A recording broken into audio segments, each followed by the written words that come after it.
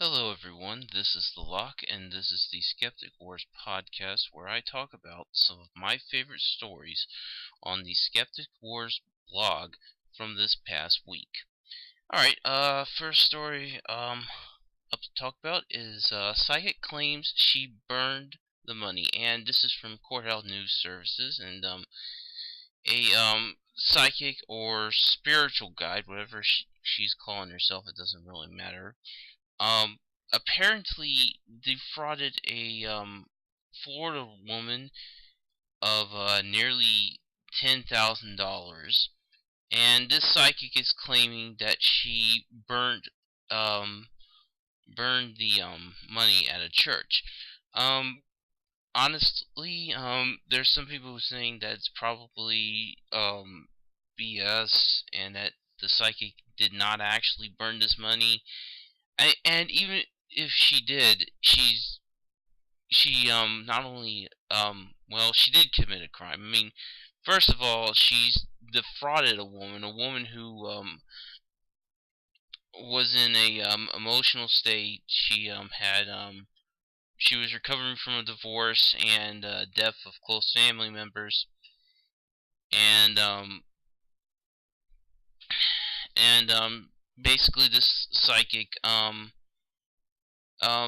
committed fraud, defrauded her, stole her money without her even knowing it, and then she claimed she had burnt the money. And if she had burnt the money, well, she just committed two crimes: fraud and destruction of federal property, which is what happens when you burn money.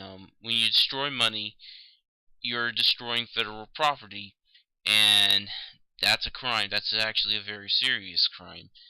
So if she did, she's not just going to get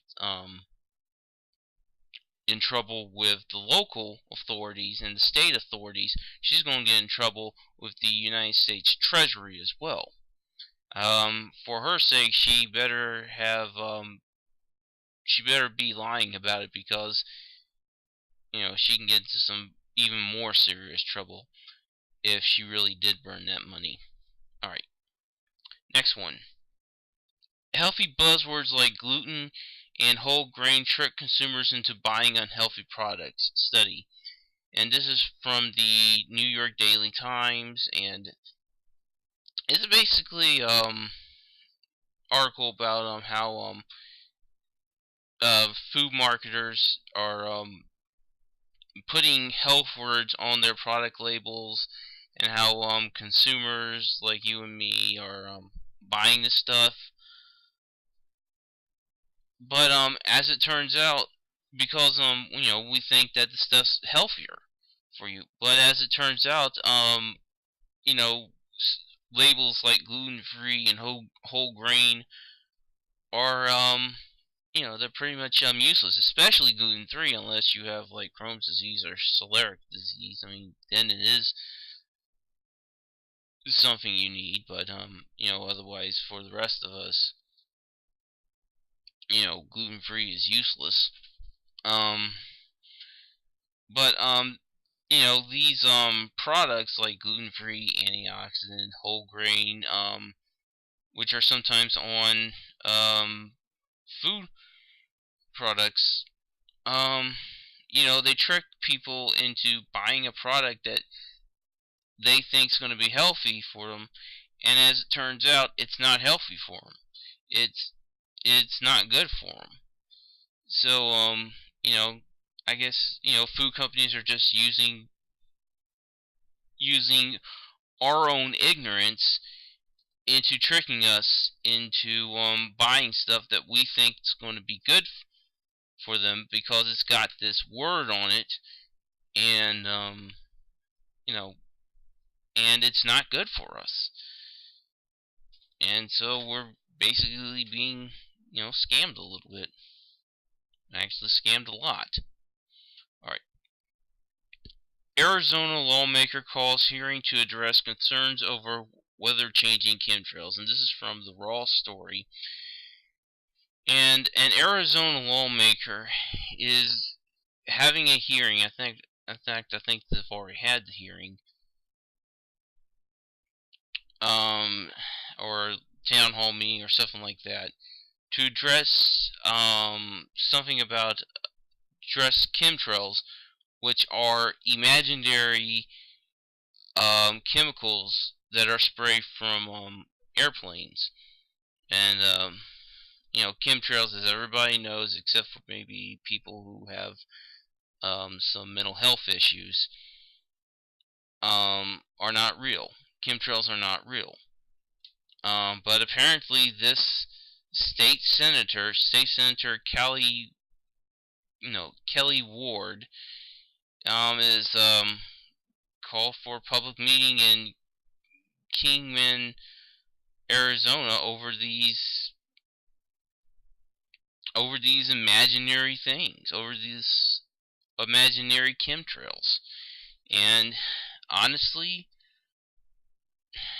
this is just a huge amount of wasted time and money, and unfortunately, it also makes chemtrailers, people, and other conspiracy theorists think they have some legitimacy, which they don't.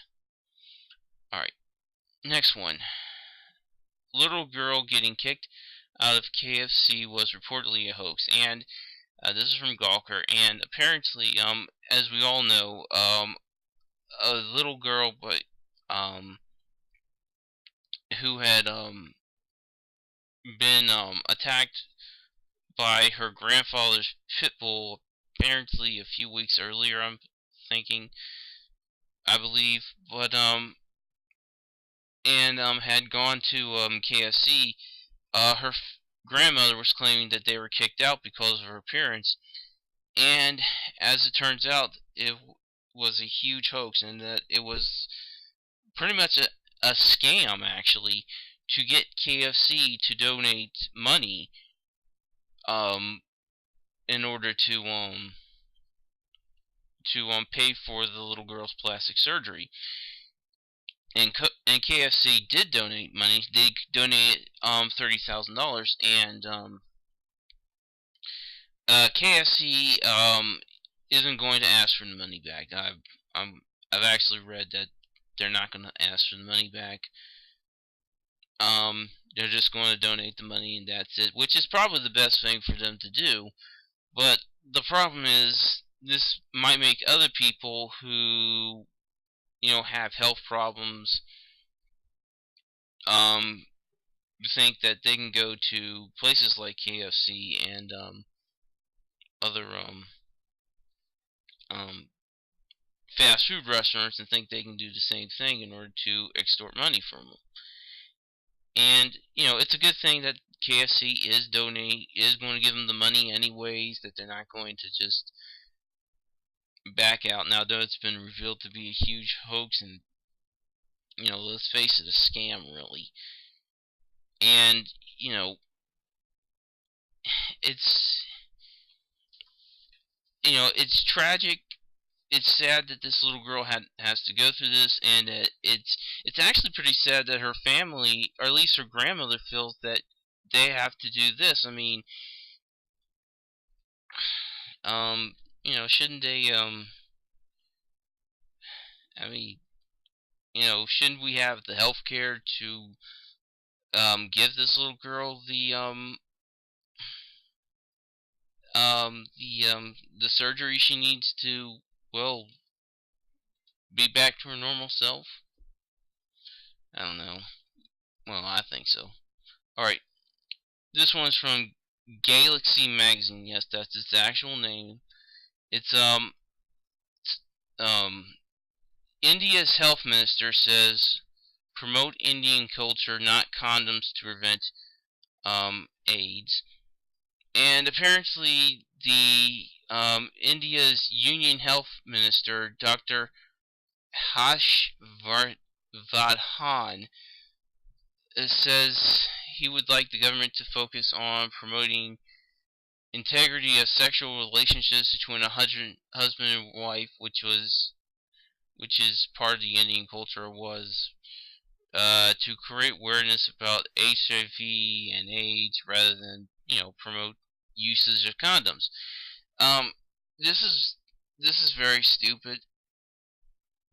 Um, the way to help prevent the transmission of HIV is through condom use, and also through awareness of HIV itself. Um, you know, um, Getting tested for HIV, knowing whether or not where you have HIV or not, and that's another way to help prevent the transmission of HIV. So you have it, and so you can tell people you have it, and so they can make, shall we say, correct decisions, and so that you can make correct decisions as well. But you know, promote basically it's very, very stupid. Safe sex practices, they need to be promoted. That's the way you prevent. That's the way raising public awareness and promoting safe sex practices. That's how you prevent the spread of HIV. Not promoting some cultural stuff. I mean, well, sometimes you just can't. Sometimes you just can't fix ignorance, I guess. All right. The word natural helps sell 40 billion worth of food in the US every year, and the label means nothing. This is from the Washington Post. Basically food products and food companies, and this is sort of like related to the uh earlier earlier article talked about gluten-free and stuff like that.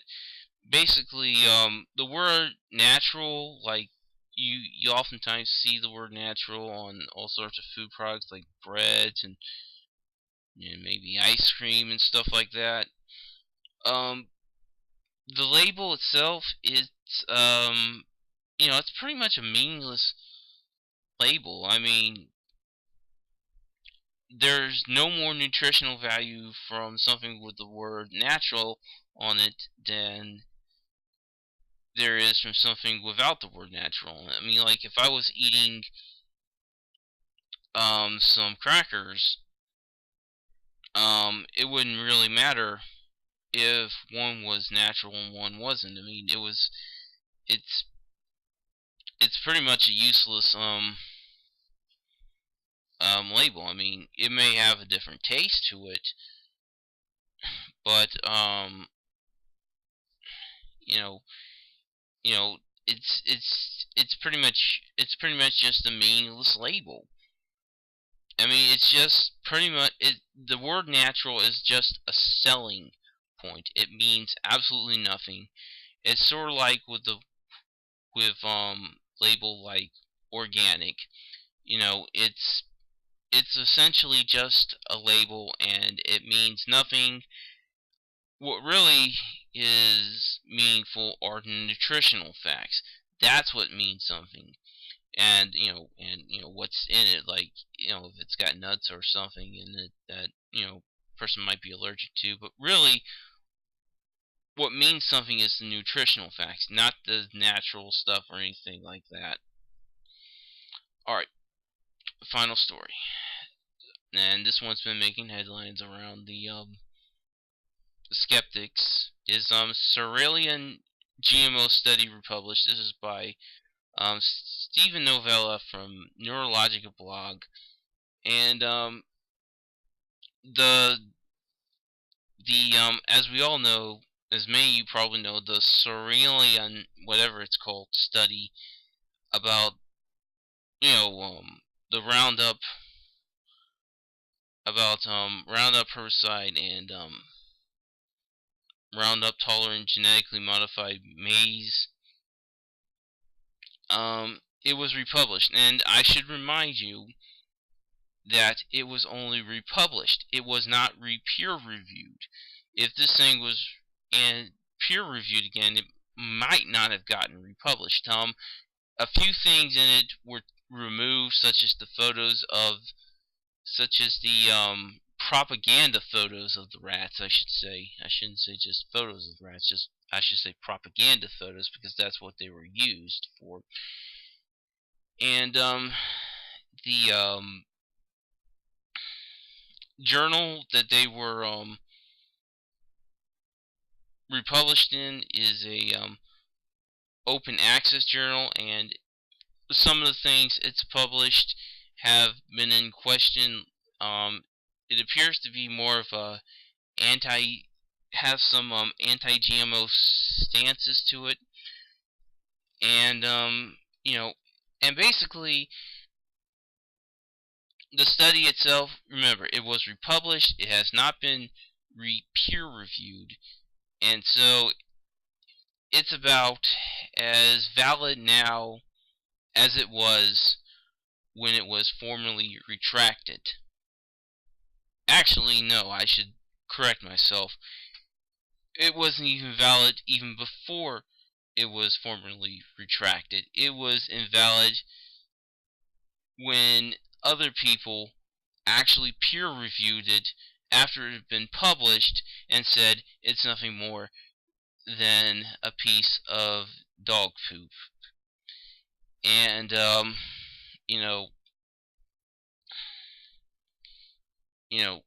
don't think that this. I bet a bunch of anti-GMO activists think this is a victory. I don't want to crush your dreams, anti-GMO activists. Well, actually, I do want to crush your dreams. This is not a victory for you, okay? It just isn't. Alright, so, that's it for this week's podcast. I, hope you enjoyed it. And I'll see you again next week. This is the Lock saying, see ya.